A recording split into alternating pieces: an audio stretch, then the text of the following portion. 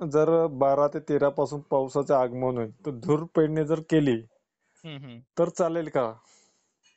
नक्कीच 11-12ला धुळवड पेरणी केली तर चालेल. त्यांना 11 तारखेचं वातावरण पाहूनच त्यांना पेरणी करता येईल. आता शेतकरी म्हणतील आमच्याकडे असं वातावरण नेहमी बनते. पण नेहमी बरोबर. बनणाऱ्या वातावरणामध्ये आणि पाऊस येणाऱ्या वातावरणामध्ये फरक असतो. हं, हं. तुम्हाला 11 तारखेला थांबा किंवा 12 तारखेला थांबा. पाऊस पडल्यानंतर पेरणी करा. आठवड्याभर वातावरण चांगलं आहे हं, हं. आणि पेरणी करायला वेळ सुद्धा लागत नाही. त्यामुळे तुम्ही पाऊस पडल्यानंतर पेरणी करा. हा माझा सल्ला असेल वैयक्तिक तुम्हाला. हं, हं. आणि विशेष म्हणजे हा जो खंड आहे हा संपणार आहे. लवकरच तुमच्या भागांमध्ये पाऊस आगमन करणार आहे.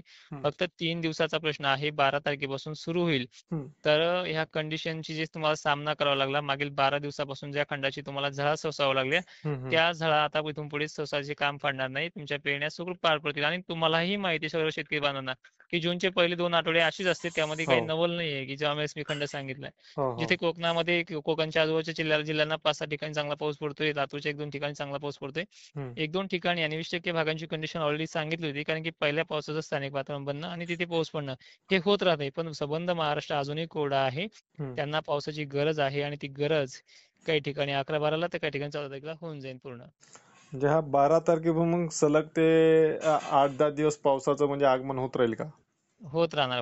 12 तारखेपासून ते 17-18 पर्यंत हे आगमन आहे. त्यामुळे चिंता हं, हं. करण्याचं काही कारणच नाही याच्यामध्ये. म्हणजे एखाद्या शेतकऱ्याचं पेरणी मागं पुढं झाली तरी त्याला दुबार पेरणीचं संकट ह्या नाही आजच्या मी दुबार परिस्थितीमध्ये येणार दुबार नाही. हा दुबार पेरणीचं संकट येऊ नये म्हणून थांबवलं होतं. आज हं, तुम्ही हं. बघा 5-6 तारखेला पाऊस येणार आहे. शेतकऱ्यांनी 2-3 तारखेला लागवड केली असेल तर काय झालं 60 दिवसामध्ये. हो, हो, हे हो. येऊ नये म्हणून सांगतोय आणि प्रयोगशाळेअंतर्गत तुमचं चॅनल मी जोडलेलं आहे. हं, हं, हं. तुम्हाला प्रयोगशाळेशी कनेक्ट केलं आहे आणि मी शेतकऱ्यांना सुरुवातीला त्याच्यामुळेच म्हटलं की तुम्हाला इथे सबस्क्राईब करणं किंवा ही माहिती शेअर करणं. ठीक आहे, सबस्क्राईब नका करू पण शेतकऱ्यांपर्यंत पोहोचायचं काम माहिती. करा. हो, हो. नक्की. ठीक आहे. धन्यवाद सर. चालेल सर. धन्यवाद. चालेल. धन्यवाद.